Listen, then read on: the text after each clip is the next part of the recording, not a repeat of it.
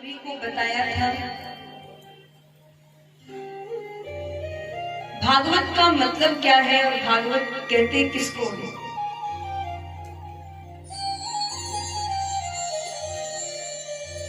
सात दिन कथा सुनाने में भागवत नहीं है, या 7 दिन लगातार कथा को सुन लिया और कह दिया हमने तो भागवत सुन ली।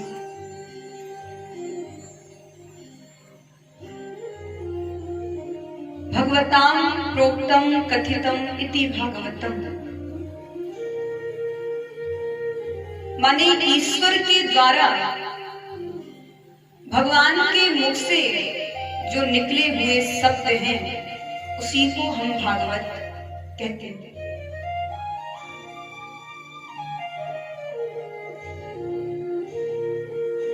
श्रीमद् भागवत एक ऐसा ग्रंथ है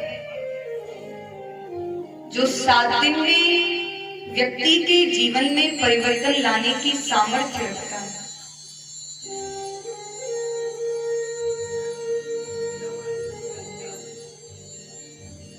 अब आप कहो कि हमने तो बहुत भागवत सुन रखी है, हमें कोई लाभ तो होता नहीं है। हमने तो कभी कोई इसका ऐसा नहीं देखा कि 7 दिन सुन लिया और जो कामना रखी वो पूरी हो गई। हमारे साथ तो ऐसा नहीं है। तो नॉर्मल सी बात है, कोई भी व्यक्ति कभी भी कथा को 7 दिन सुन ही नहीं सकता। लगातार जिसे बोलते हैं 7 दिन हृदय से नियम से सुनना, ऐसा कोई नहीं कर सकता, क्योंकि अति हरि कृपा जाहि पर होई, पाव देहि यही मार्ग सोई। गोस्वामी जी ने लिखा है जिस पर भगवान की ज्यादा से ज्यादा कृपा होती है उसी को भगवान की कथाएं श्रवण करने को मिलती है। कोई भी व्यक्ति भगवान की कथा को 7 दिन लगातार नहीं सुन सकता अगर भगवान की कृपा तुम्हारे ऊपर नहीं है तो।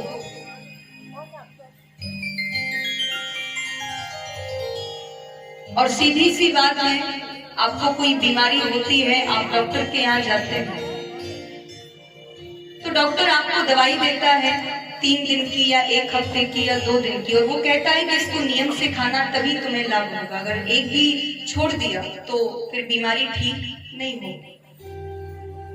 लेकिन हम लोग अपने मन से चलते, हम डॉक्टर की नहीं मानते। मन में आया तो खा लिया वरना नहीं खाना, ऐसे ठीक हो जाएंगे। और फिर ठीक नहीं होते हैं क्योंकि डॉक्टर ने जो कहा वो आपने नहीं माना, उसके अनुसार आपने दवाई को नहीं खाई, आपको लाभ नहीं हुआ। उसी प्रकार से भागवत है, अगर नियम से हृदय से 7 दिन नहीं सुनोगे, नहीं श्रवण करोगे मन से, तो फिर आपको कोई लाभ मिलने वाला नहीं। कितनी भी कथाएं सुन लो, मेरे द्वारा क्या, बड़े बड़े संत हैं, बड़े बड़े प्रवक्ता हैं, उनके द्वारा आप भागवत को श्रवण कर लो। जब तक आप लगातार 7 दिन नहीं सुनोगे, पूरी कथा नहीं सुनोगे नियम से, तब तक आपको इसका कोई लाभ मिलने वाला नहीं। वक्ता जो कहता है, आपको वक्ता की बात को मानना चाहिए क्योंकि वो आपके हित के लिए कहता है। वक्ता का व्यक्तिगत जीवन कैसा भी हो, लेकिन श्रोताओं के लिए वो हमेशा अच्छा ही सोचेगा, अच्छा ही बोलेगा। इसीलिए भागवत सुनने का फल तभी मिलता है जब आप इसको लगातार सुनते हो, हृदय से सुनते हो। बाकी कथाएं, संकीर्तन, जागरण, राम कथा, शिव कथा, देवी कथा धरती पर इसीलिए होते हैं ताकि आप ईश्वर से जुड़ो। जिस ईश्वर से आप दूर हो चुके हो, उस ईश्वर से आपको दोबारा जोड़ा जाए, इसीलिए भागवत को आपको श्रवण कराया जाता है। बहे सत्संग की दरिया, अरे मन चल नहा आए, और जिसे तुम भूल बैठे उसी से फिर मिलाना। जब व्यक्ति सत्य से मुंह मोड़ लेता है, असत्य की ओर चलने लगता है, अच्छाई से मुंह मोड़ लेता है, बुराई की ओर चलने लगता है, तब उस व्यक्ति को दोबारा से सत्य की राह पर लाने के लिए, दोबारा से अच्छाई के मार्ग पर लाने के लिए भागवत जैसे ग्रंथ की रचना की जाती है। सुखदेव जी को कोई स्वार्थ थोड़ी था, उनको क्या स्वार्थ था जिन्होंने इतने सुंदर ग्रंथ को हम संसारियों के बीच में डाला, हम संसारियों के बीच में भेजा, उनका क्या स्वार्थ था? राजा परीक्षित का भी कोई स्वार्थ नहीं था।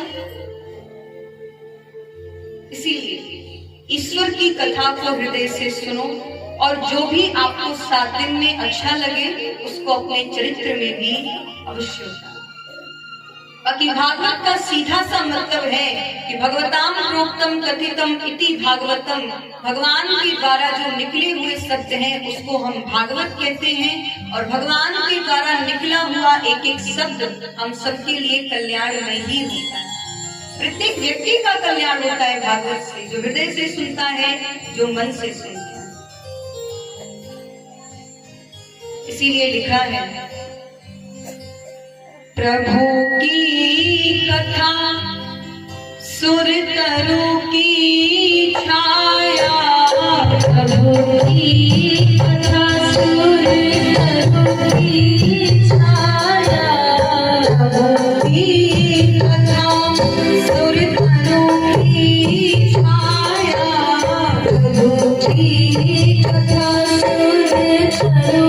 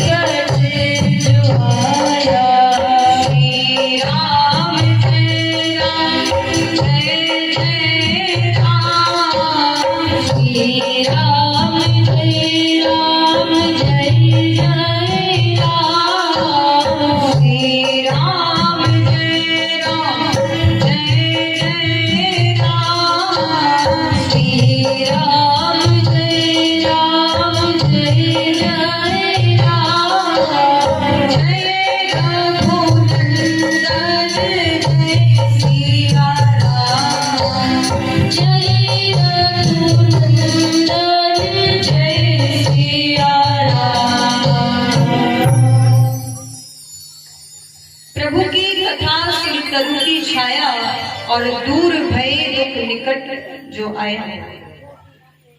बोले भगवान की कथा ऐसी कथा है, कोई भी व्यक्ति एक बार हृदय से इसकी शरण में आ जाए तो उसके जीवन में जितने भी दुख हैं उन सारे दुखों का विनाश अवश्य होता है, उनका नाश होता ही होता है। इसीलिए भागवत में आकर के बैठना भागवत सुनना नहीं है। भागवत में आकर के बैठ जाना, इधर उधर देखते रहना, इधर उधर मन घुमाते रहना भागवत सुनना नहीं है। भागवत को ध्यान से सुनना ही भागवत सुनना है।